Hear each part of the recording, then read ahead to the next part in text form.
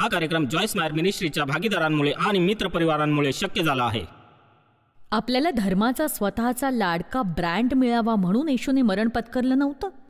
त्याने मरण पत्करलं कारण आपलं देवाबरोबर एक जिव्हाळ्याचं, व्यक्तिगत, जवळचं असं नातं असावं त्याच्याद्वारे.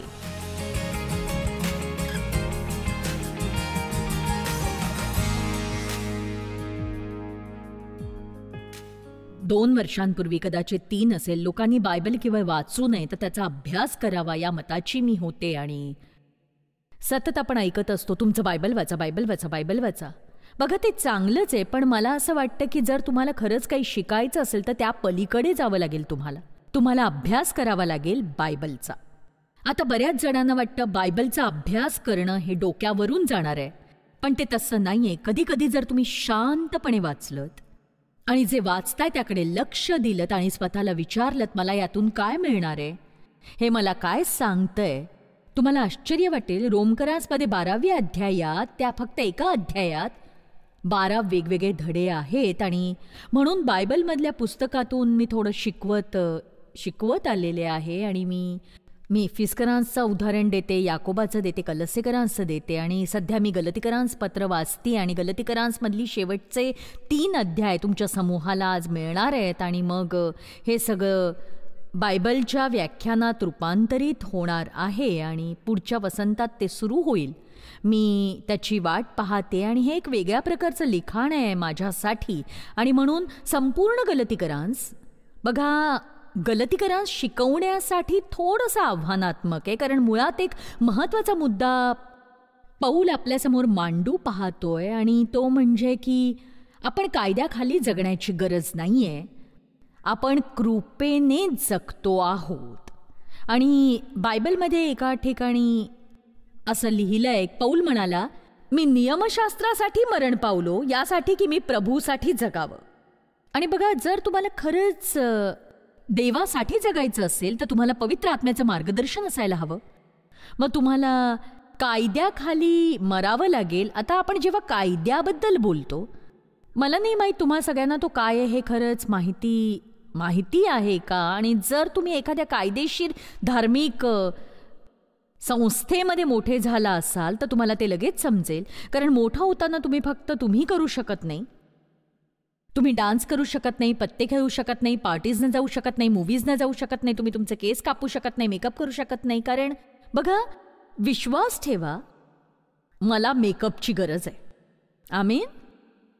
आणि मला वाटतं देवालाही ते माहीत होतं, म्हणून त्यांनी कुणाला तरी ते निर्माण करण्याची देणगी दिली. आणि म्हणजे अशा गोष्टी, एक सांगू,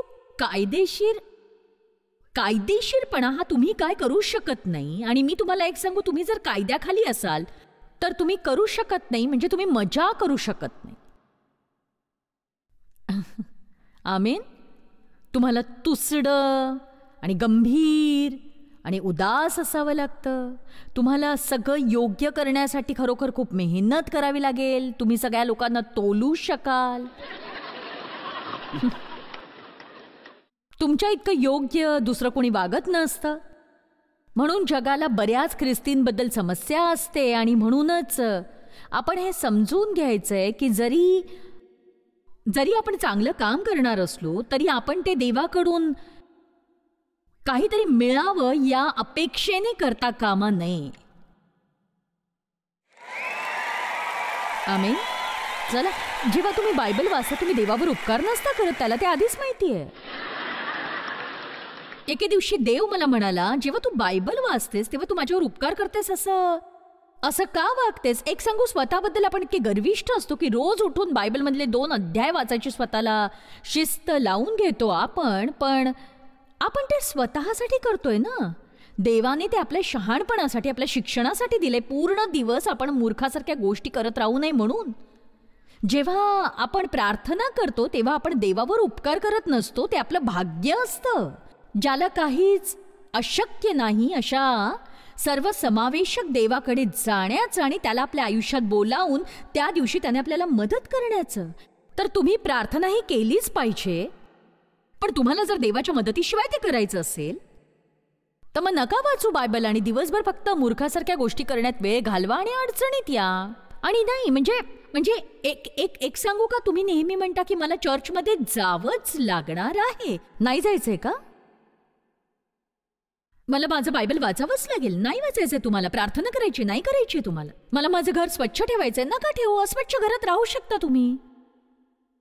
आपण ना मला करावंच लागेल हे भाषेतून काढावं लागेल, कारण मला वाटतं त्यामुळे आपल्याला दबलेलं असल्यासारखं वाटतं. आपण म्हणायला हवं मला ते करायचंच आहे, मी मनापासून करणार आहे, मला करावंच लागेल असं नाही. आम्ही मला थोडी काळजी वाटते हे सगळं शिकवू पाहत असताना, कारण असे बरेच लोक आहेत ज्यांना पूर्णपणे कळू शकत नाही की कायदा काय आहे. बघा, जूनसाठी कायदा खूप जास्त होता 10 आज्ञांपेक्षाही.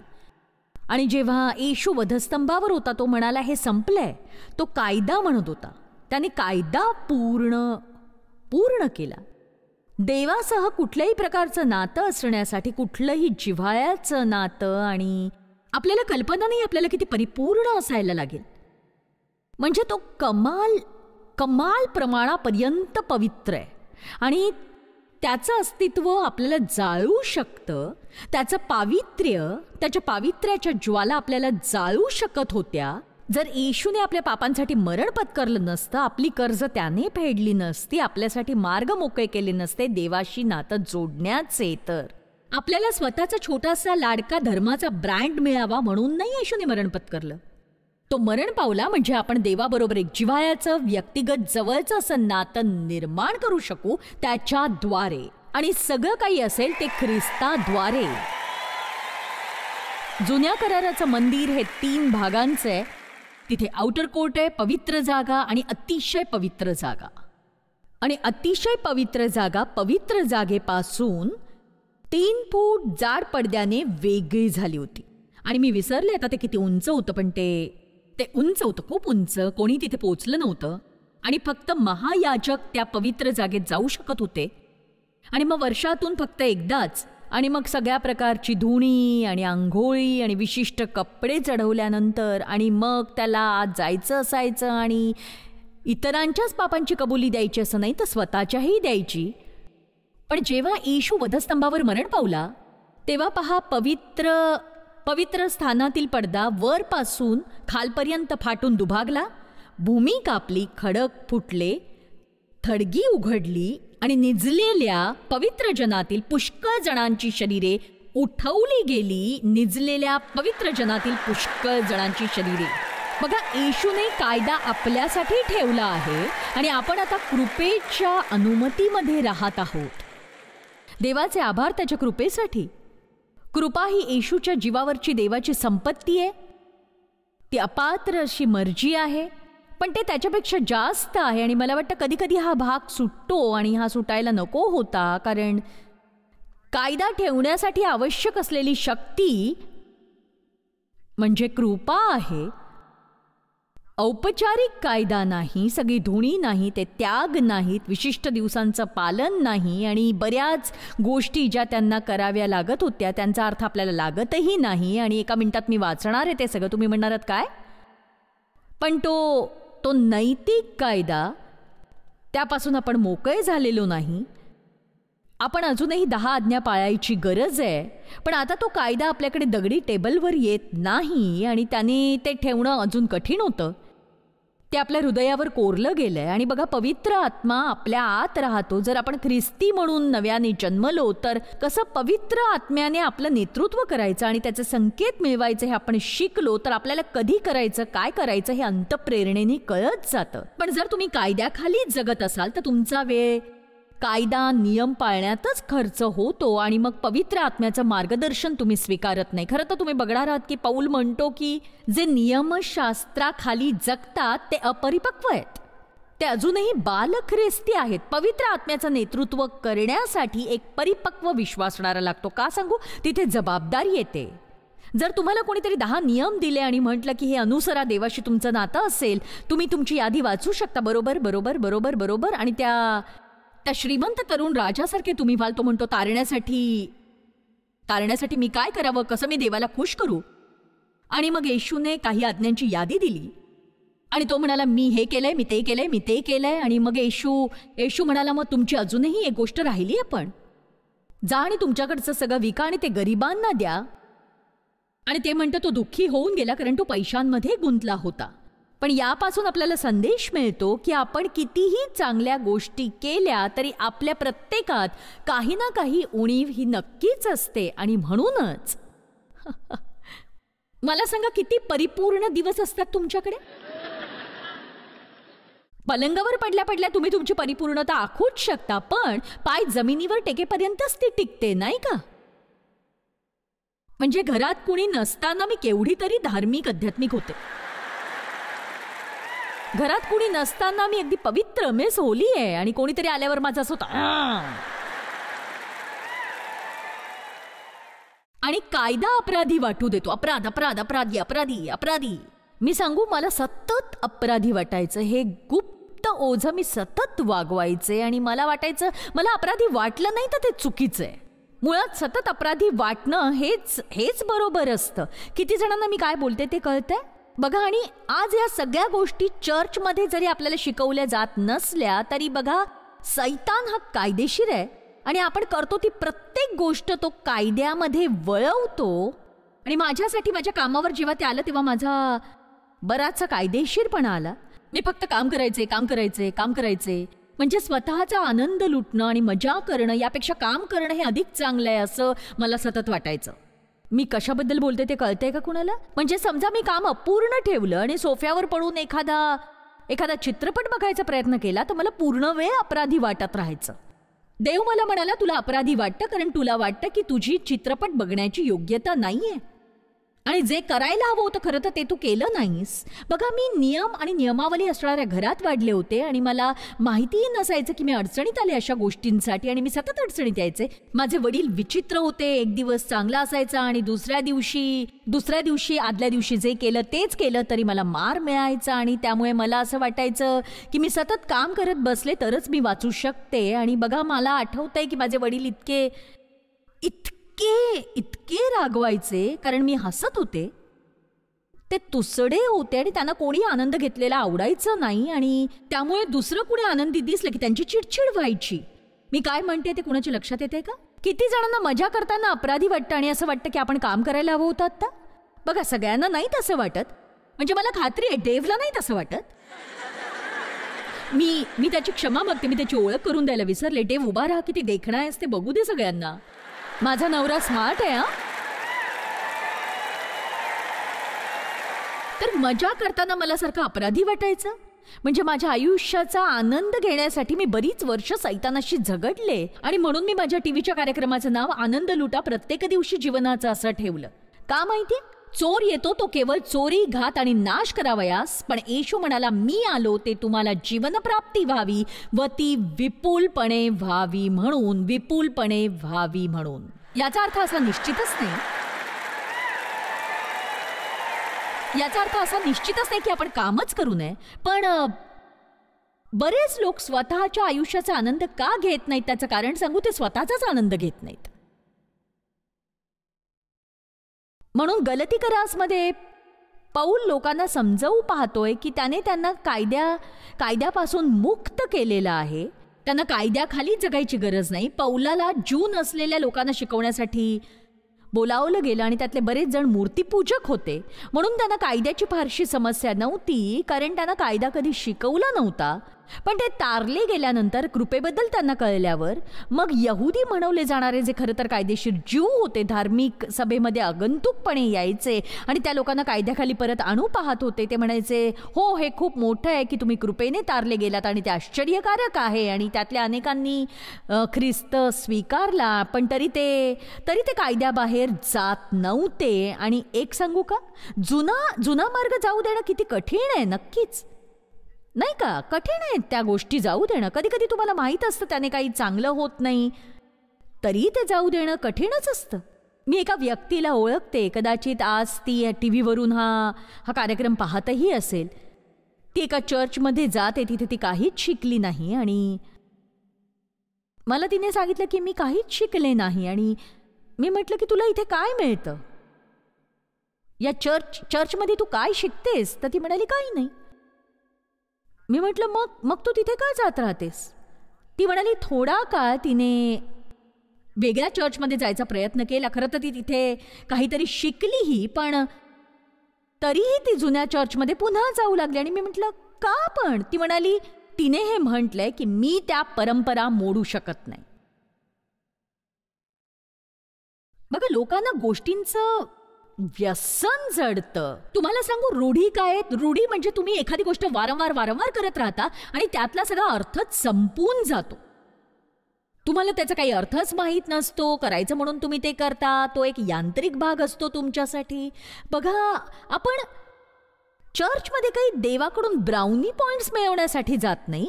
तुम्ही इथे प्रवास करून आलात कारण तुम्ही देवाबरोबरच्या नात्याबद्दल प्रामाणिक आहात. तुम्हाला पुढे जायचंय, तुम्हाला वचन ऐकायचंय, तुम्हाला वाढ हवी आहे. आणि म्हणून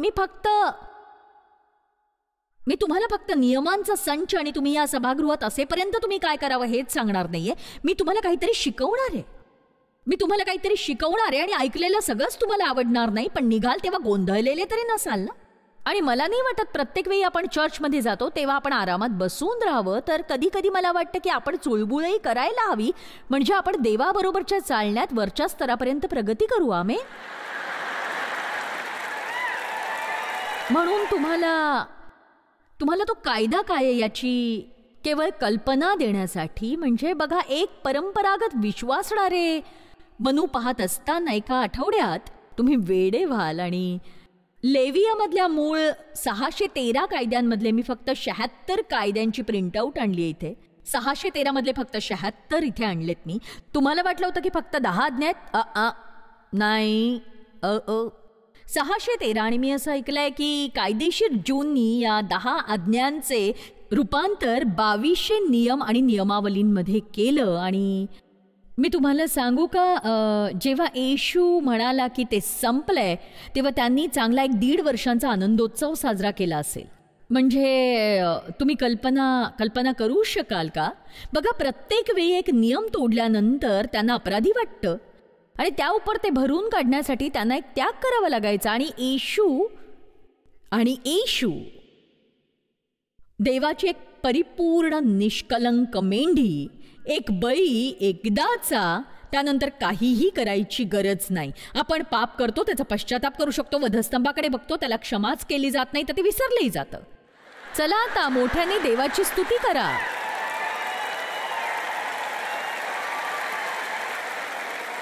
आणि बघा, म्हणजे असं नाही की आपलं आयुष्य पापी असेल. गबाळं आयुष्य जगणं आणि तसंच चालवणं यासाठी कृपा हे कारण होऊ शकत नाही. तसं नसण्याची ती शक्ती आहे. बघा, या सगळ्या गोष्टी कराव्या लागतील असं त्यांना सांगितलं गेलं, पण त्यांच्याकडे ते सामर्थ्य नव्हतं आणि तो कायदा देवानेच दिला म्हणून ते पाळू शकत नाही हे त्यांना कळेल. आणि मग त्यांना एका तारणाहाराची गरज आहे हे त्यांना कळेल. आणि अनेकदा आपण तारले जातो तरी कामातूनच स्वीकृती मिळवू पाहत असतो. आणि एकदाचे स्वतःचे तुकडे पाडून आपण थकलो की देवाला म्हणतो, देवा मी हे करू शकत नाही. आणि तो म्हणतो, मला हे सुरुवातीपासूनच माहीत होतं. आणि मग आयुष्यात जे देवाने करणं गरजेचं आहे त्यासाठी आपण देवावर विश्वास ठेवायला शिकतो. आता जरा बघूया. देव म्हणाला, तू सगळे 76 वाचणार नाहीस का? मी म्हटलं नाही, पण आणि या प्रत्येकासाठी तिथे शिक्षा आहे. तिथे एक साधारण दंड आहे जो मला अजून सापडलेला नाही. मी एकाला ते शोधायला लावलंय, पण ते विशेष दंड होते. आणि तुम्ही कुठलंही यीस्ट किंवा मध देवाला अर्पण करताना जाळू शकत नाही. तुम्ही मीठ अर्पण करायची हिंमत दाखवू नका. आणि तुम्ही मांस खाऊ शकत नाही, ते देवाला अर्पण करण्यासाठी वाचवा. रक्त खाऊ शकत नाही. एखाद्या गुन्ह्याचे साक्षीदार असताना तुम्ही साक्ष द्यायला विसरू नका. आणि कुठल्याही गुन्ह्याबद्दल तुम्हाला सांगितल्यास त्याची साक्ष द्यायला विसरू नका. बघा, मला त्यात गुंतायचं नाहीये, पण ही कल्पनाच हास्यास्पद आहे नाही का? तुम्ही अस्वच्छ प्राण्याला हात लावू शकत नाही. निष्काळजीपणे तुम्ही शपथ घेऊ शकत नाही. शेजाऱ्यावर एखादी जबाबदारी असेल तर तुम्ही त्यात फसवू शकत नाही. जर फसवलं तर तुम्हाला ती वस्तू परत द्यावी लागेल. अधिक साधारण दंड 20% दंड. आणि जर तुम्हाला हरवलेली वस्तू सापडली आणि तुम्ही त्याबद्दल खोटं बोललात तर 20% अधिक दंड होईल. तुम्ही तुमचे केस अव्यवस्थित ठेवू शकत नाही. आणि त्यापैकी हा एक कायदा होता. आणि ते म्हणाल, तुम्ही मराल कारण देव प्रत्येकावर रागवेल. आता बघा, तुम्ही म्हणाल काय एक सांगू, लोक त्यांना माहीत नव्हतं, त्यांना प्रत्येकासाठी कायदा असायला हवा होता, कारण देव त्यांच्यात राहत नव्हता आणि त्यांच्या शहाणपणाच राहत नव्हता. नाहीतर ते इतर कुठल्याही प्राण्यासारखे राहिले असते जर त्यांच्याकडे कुठला कायदा नसता. आणि बघा, आजकालच्या काही केशरचना आपण कृपेमध्ये राहतो याचा मला आनंद आहे.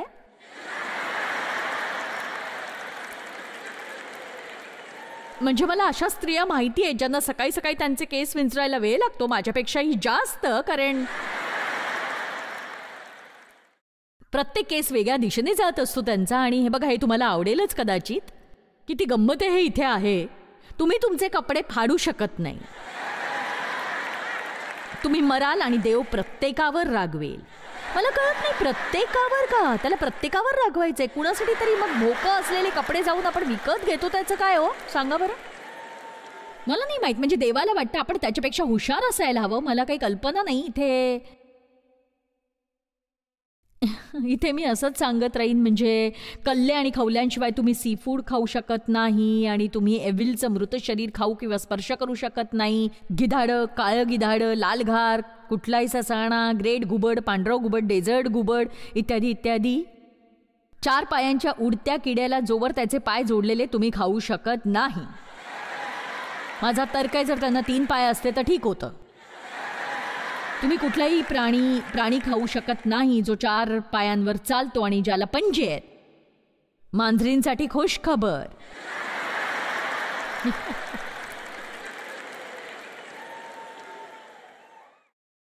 मला वाटतं एक सांगू का, हे तुम्ही मुलाला जन्म दिला तर 33 दिवस चर्चमध्ये जाऊ शकत नाही. आणि म्हणजे त्यावेळेला सुद्धा मुलगी हा प्रकार चालूच होता, पण तुम्ही मुलीला जन्म दिल्यावर 66 दिवस जाऊ शकत नव्हतात, कारण स्त्रीला अस्वच्छ मानलं जात होतं. आणि मग त्यात लिहिलंय की तुम्ही आईबरोबर संभोग करू शकत नाही, वडिलांबरोबर संभोग करू शकत नाही. हे वाचून असं वाटतं, अर्थातच यासाठी यांना कायदा का करावा लागतोय? कारण सांगू, कारण देव त्यांच्यात राहत नव्हता म्हणून. आणि खरं सांगू, पवित्र आत्मा आपल्या आत वास करणं हे किती छान असतं. आणि खरं तर त्याची पुरेशी जाणीव असणं की ते मी करण्यासारखं नाहीये. आणि बघा, आपल्याला पवित्र आत्म्याचं नेतृत्व अनुसरायचंय, आणि पवित्र आत्मा जे करायला नाही म्हणतो ते करणं आपल्याला थांबवायचंय. आणि आपली कायद्यापासून सुटका झालेली आहे. आपण कृपेमध्ये राहतोय, आणि जे काही देवाला आपण करायला हवंय त्या क्षमता तो आपल्याला देतो. असंच काही आणखी निव्वळ मजेशीर बघणार आहोत की तुम्ही तुमची दाढी कापू शकत नाही, पण जर कापली तर त्याला दंड नाही. तुम्ही तुमचे केस असे बाजूने कापू शकत नाही. मला वाटतं मागून कापू शकता आणि बाजूने वाढवू शकता. बघा, मला उद्धट व्हायचं नाहीये, पण मुद्दा असा आहे की या प्रत्येक गोष्टीसाठी एक कारण असतं देवाकडे. आणि बऱ्याच अशा गोष्टी, जसं विशिष्ट प्राण्यांना स्पर्श न करणं, ते अस्वच्छ होते, त्यांच्यामुळे लोक आजारी पडू शकत होते. आणि मग तिथे सगळ्या प्रकारचे कायदे होते ज्यात आरोग्याचा अंतर्भाव होता. लोक काय खाऊ शकतात, काय खाऊ शकत नाहीत, आणि बरेच कायदे लोकांशी कसं वागावं याबद्दल, जे मला खूप रंजक वाटतं. परदेशी लोकांची गैरवर्तन करू शकत नाहीत, आणि खोटी वजनं आणि तराजू वापरू शकत नाहीत, आईवडिलांना शाप देऊ शकत नाहीत, एखाद्या वेश्येशी लग्न करू शकत नाहीत, वगैरे वगैरे वगैरे. आणि बघा, नव्या करारानुसार आपण स्वातंत्र्याच्या उदात्त कायद्याखाली राहतो, आणि तो प्रीतीचा कायदा आहे. आणि खरंच नवीन करारामध्ये असा संदेश आहे की जर देवासमान प्रीतीमध्ये तुम्ही चालायला शिकलात. आता ऐका, देव आपल्यावर प्रीती करतो, आपण ती प्रीती स्वीकारतो, आपण स्वतःवर समतोल प्रमाणात प्रेम करायला शिकतो. कारण तुम्ही जर स्वतःवर प्रेम केलं नाही तर इतरांवरही करू शकणार नाही. मी म्हटलं, तुम्ही स्वतःवर प्रेम केलं नाही तर इतरांवरही करू शकणार नाही. जर तुम्ही स्वतःवर दया केली नाही तर इतरांवरही दया करणार नाही. जर तुम्ही स्वतःच्या बाबतीत पक्षपाती राहिलात, इतरांच्या बाबतीतही पक्षपाती राहाल. आणि हीच माझी मोठी समस्या होती. मीच आवडत नव्हते, कारण माझा गैरफायदा घेतला गेला होता. मला ती माझी चूक वाटत होती, माझं काहीतरी चुकत होतं असं वाटलं. मी मोठी होत असताना आयुष्यभर माझ्या डोक्यात हाच संदेश वाचत होता, काय झालं तुला, काय झालं तुला, काय चुकले तुझ्यात, काय चुकले. कुणाला तरी आठवतंय ना हे सगळं? काय चुकलंय तुझ्यात, काय चुकलंय तुझ्यात? बघा, स्वतःवर प्रेम करायला शिकायची गरज आहे, कारण त्याशिवाय तुम्ही इतरांवर नाही करू शकणार. बायबलमधला हा सगळ्यात महत्वाचा संदेश आहे. त्याने उत्तर दिले, तू आपला देव परमेश्वर याच्यावर संपूर्ण मनाने, संपूर्ण जीवाने, संपूर्ण शक्तीने व संपूर्ण बुद्धीने प्रीती कर आणि जशी आपणावर तशी आपल्या शेजाऱ्यांवर प्रीती कर. भरकटलेल्या जगाला जर आपल्याला काही करून दाखवायचं असेल आणि ख्रिस्ताला जाणण्याची गरज असेल तर ते केवळ उपदेशानं आपण करू शकत नाही, तर आपल्याला काहीतरी कृतीतून दाखवावं लागेल. प्रामाणिकपणे, खरं खुरं, यथार्थपणे निस्वार्थी आयुष्य जगणं, लोकांवर प्रीती करणं शिकावं लागेल. तर येशूने आपल्याला मुक्त केलं नियम आणि नियमावली अनुसरण्याच्या गरजेपासून, ज्याला धार्मिक कायदेशीरपणा म्हटलं जातं. आणि त्याऐवजी आपल्याला आश्चर्यकारक भाग्य आहे पवित्र आत्म्याचं नेतृत्व अनुसरण्याचं, जो आपल्या आतमध्ये राहतो. तो धार्मिकतेने परिपक्व विश्वासणारा त्या पवित्र आत्म्याचं नेतृत्व अनुसरायला शिकेल आणि त्यामुळे आयुष्य खरंच उत्कंठावर्धक असं असेल.